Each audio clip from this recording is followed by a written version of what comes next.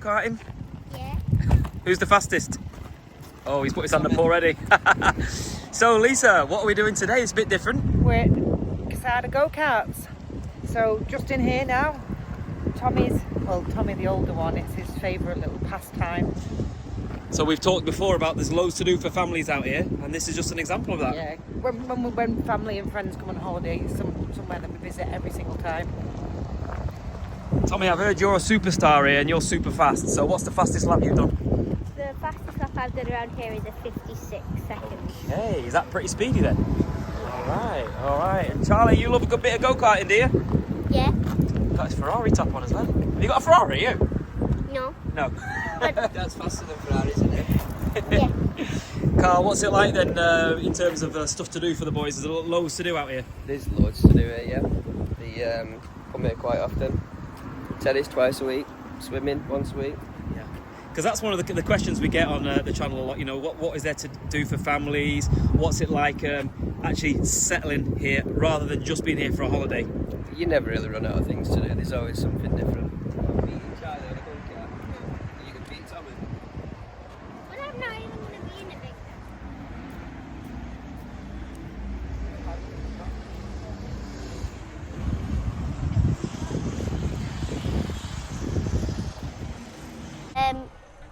We've pretty much done it like about 6 times, but I still like it. Do you still like it? Yeah. And do you like going really fast?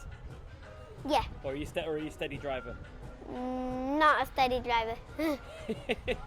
He's a speed demon. Now, we want to ask about what kids who move out here, right? Do you think they're going to love moving out here to Spain?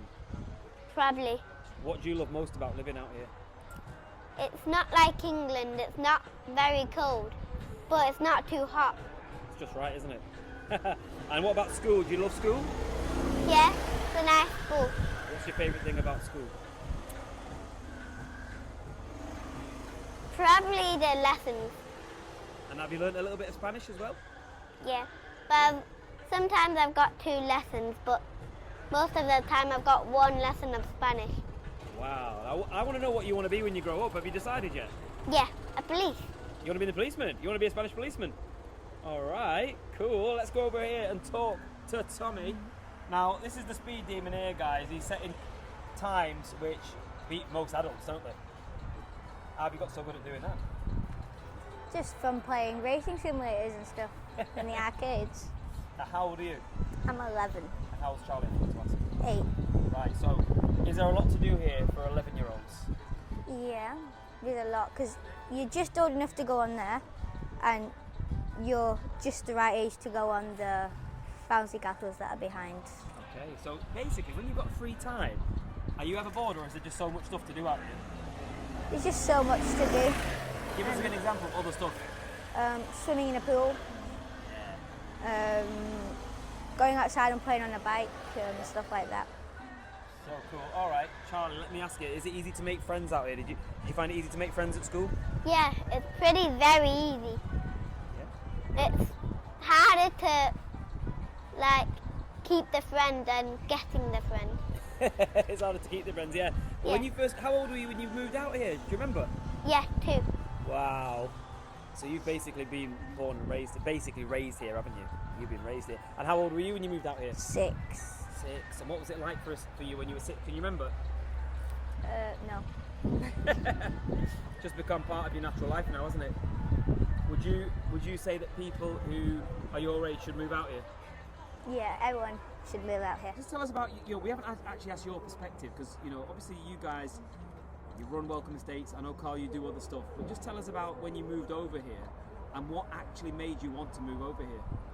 I think we'd been coming here for some years before, and it was one of those we always said we'd do it. As soon as you return home and you get back to normality, it was a bit. But as soon as we actually agreed to move over, we was here within 9-10 weeks. It's daunting for a lot of people, Lisa, though, really, to sort of plan a big move. Like, how did you overcome that initial fear and scepticism about moving to a different country? I was lucky I had Carl. I think I was pushing. Yeah? I'm a bit of a control freak and like to know what I'm doing and that scared me a little bit because I didn't speak the language, I didn't know much about anything over in Spain, but luckily between me and Carl it works quite well because he don't really care. He'll go into that doctor's and try and speak a bit of Spanish and get us an appointment, where I'm a bit like, oh, I can't do that. So it worked quite well, really. And the buying process for you guys, was it, would you say, obviously all processors have got contracts and everything, but would you say it was less daunting than you thought? We bought more than one property in Spain now, and it is really simple. The process is really easy. It's just finding the right place for you and depending on what you want to do. So for us, we're a youngish family, as in they're young, we're youngish, and we found the right area for us because it's got everything on our doorstep that we want to do. Carl, is there enough to do to occupy leisure time and when school holidays are coming round and all that sort of stuff? Is there enough to do with the kids? Yeah, we spend a lot of time outside. We spend a lot of time in the garden. In the warmer months when the boys come back from school and whatnot, they're in the pool most nights. And since moving out here, would you say your standard of life's got better? Tell us about the change in your standard of life that you noticed. Well, I think when we was back in the UK, we got too involved in careers and working. Since we've been over here, we still work just as hard, but we seem to come home from work and we have a lot more family time outside of work. So would you say it's actually benefited your family, Lisa, then, really? 100%. When I go to the shows back in the UK 5 times a year, and yes, people are coming there to ask about buying properties in areas, but as soon as somebody and people find it a bit confusing, so you live in Spain, even though I'm in Manchester doing a show now, I'm like, yeah, I live in Spain. And as soon as they find that out, that's where the questions start coming. That's what's great about these videos, to get to know people who are actually in Spain and have done it. Because people always say, what is better about Spain? Well, it's a hard thing to answer because I've still got my family there. I still work as hard, probably contrary to what Carl said, probably harder. We run a business in Spain, so it's a little bit more 24/7, but like Carl just said, outside of work, just look at it now, it's 5:30 on Thursday evening, the sun's shining and we're outside. In the UK, it'd be pitch black now, we'd be at home, tea would be on, shivering, heating would be on, the boys would be getting ready for bed. Doing what? Watching the TV, on the computers. They can't really put a pair of shorts and t-shirts on and go and play outside.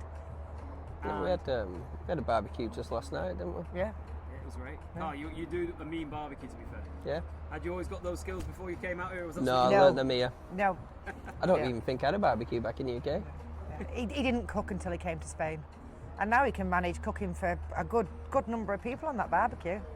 And there wouldn't be any chilled out having a beer outside, in February in England right now. I can tell you that firsthand. I've just been from there. Right, well, we're looking forward to seeing what you get up to on this racetrack. I've heard big things. Yeah. I'm looking forward to seeing you in action. And the competition begin.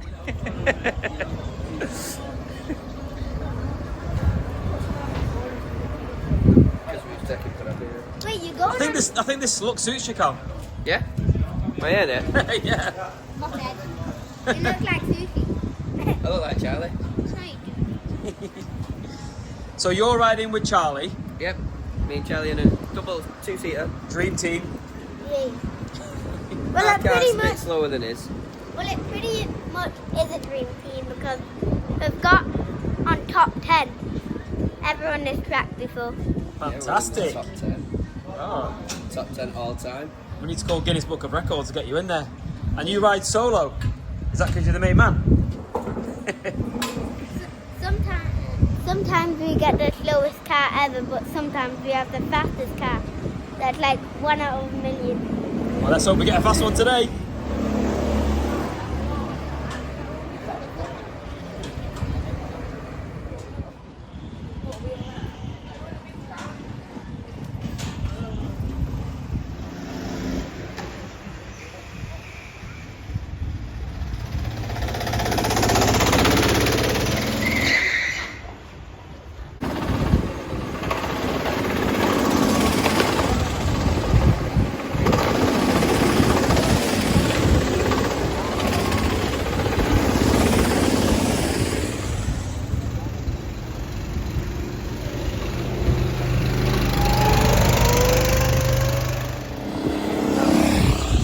It went pretty well. Happy with your performance?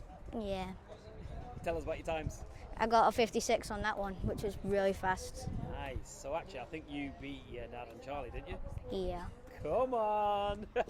So how was that? That was good. Yeah. Time-wise? Time-wise, not the best, but it was okay. It was up there, wasn't it? What do you reckon, Charlie? Did you have a good time in there? Yeah. I think he was the best passenger I've ever seen. Is it help Yeah. having someone who's light? I would hope so, yeah, I would think so. I'm not light, I'm too heavy. And when do you reckon you're going to? Are you old enough to do your own car? How old do you have to be? Tommy's age. Well, I could go on my own one, but it's got to be on a small track. Yeah, but you like being on a big track, don't you? Yes. Faster, and it's just better quality. There's the official announcement, Carl. Calvin beat Joe by half a second. 0.46. Marginal gain. Every millisecond counts. 16. Every millisecond counts. Tommy, you smashed all their times put together, didn't you? Tommy hasn't made the records of the day though. Have I not? No. I'm kidding, he's there fifth. Come on, lads. 56 seconds. 56.6. What did the girls get? Did you go on it, Poppy? Yeah, oh, I'm not last to Poppy be fair. got 118.9. Were you going backwards?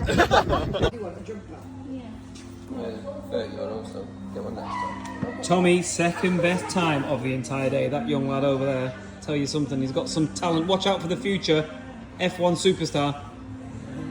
Coming out, you Lewis Hamilton.